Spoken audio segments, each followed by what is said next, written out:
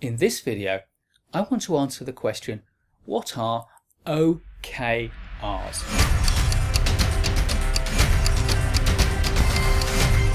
Okay, let's get the jargon out of the way. Let's decode the acronym. OKR stands for Objectives and Key Results. And that should tell you everything you need to know. Thank you. Goodbye.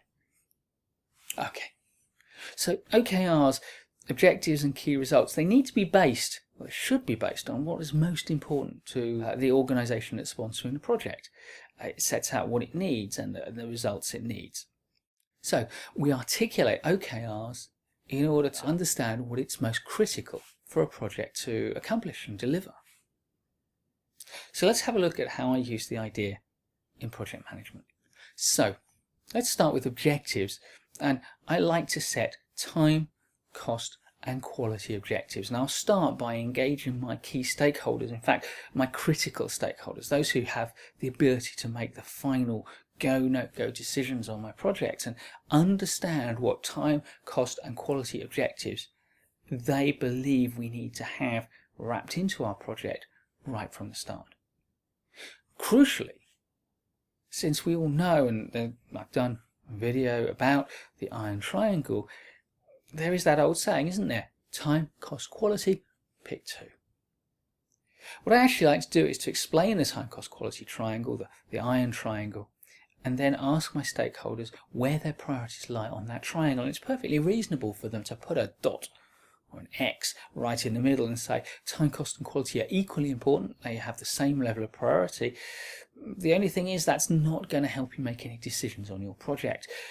Typically though, they will put the X somewhere else, and the nearer it is to a corner, the more they're saying that corner really is going to be dominating your decision making when things start to go wrong on projects. And of course, if an X is right at a corner, let's say it's at the time corner of the triangle, what that's saying is it doesn't matter how much money you spend, and frankly you can cut corners if you have to. You must deliver the project on schedule.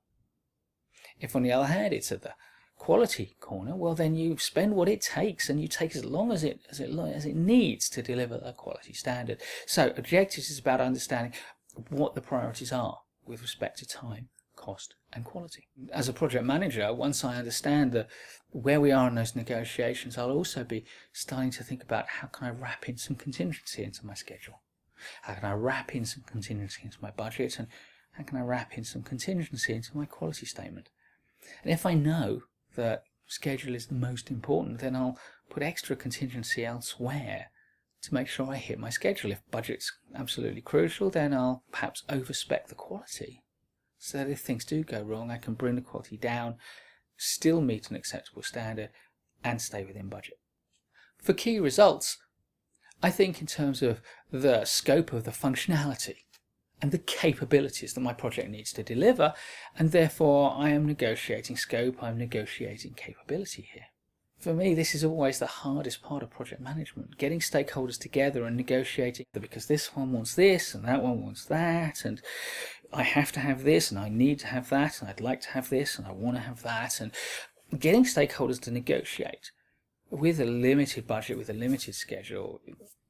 So my tip is to get them as much as possible into the same room so that they can have those debates amongst themselves rather than you do shuttle diplomacy amongst many stakeholders. Understand what capabilities really underpin your organisation or the client organisation's mission, vision, values and strategy.